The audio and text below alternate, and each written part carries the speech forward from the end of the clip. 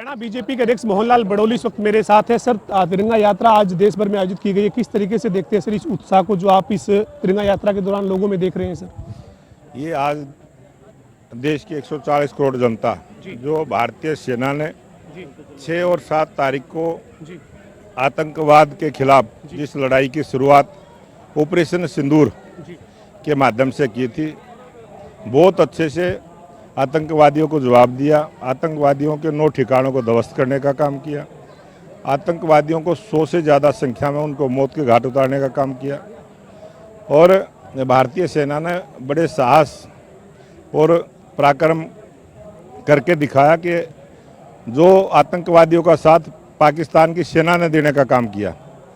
पाकिस्तान की सेना जिस प्रकार से आतंकवाद के पक्ष में खड़ी हुई, उनके हर हमले का जवाब दिया और उनका कोई भी ड्रोन, उनकी कोई मिसाइल भारत की भूमि को टच नहीं कर पाई, हवा में ही नेस्तनाबूद करने का काम किया। प्रधानमंत्री नरेंद्र मोदी ने देश के नाम संबोधन में एक एक बात का जिक्र किया है सर, जिस तरीके से ऑपरेशन सिंदूर रहा या फिर देश ने जिस तरीके से इस वक्त काम किया है हमारे सैनिकों ने।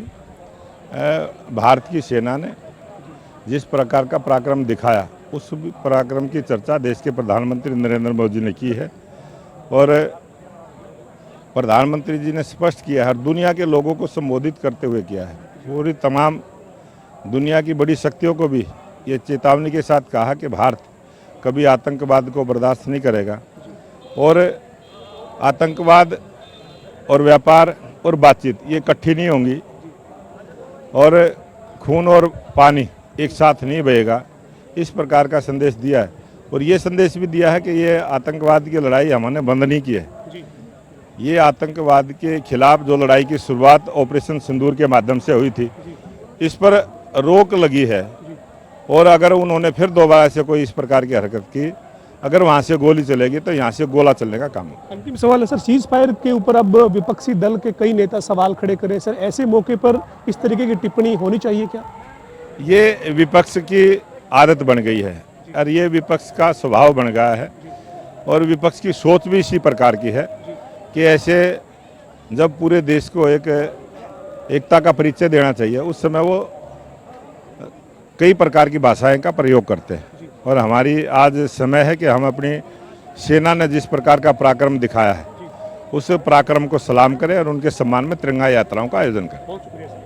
हमारे साथ हरियाणा बीजेपी के अध्यक्ष मोहन लाल बड़ौली साहब थे, जो कह रहे हैं कि जिस तरीके से जो आज यात्रा जो है वो देश भर में निकाली जा रही है, हमारे जो सैनिकों ने जो काम किया है, जिस तरीके से पराक्रम दिखाया है, उसके सम्मान में ये यात्रा है। विपक्ष की जो टिप्पणी है वो इस वक्त इस तरह के मामलों में नहीं होनी चाहिए, क्योंकि देश को एकजुट होकर काम करने की ज़रूरत है और आज पूरे देश में तिरंगा यात्रा निकाली जा रही है। बड़ौली का ये कहना है कि उसको लेकर लोगों में जोरदार उत्साह है।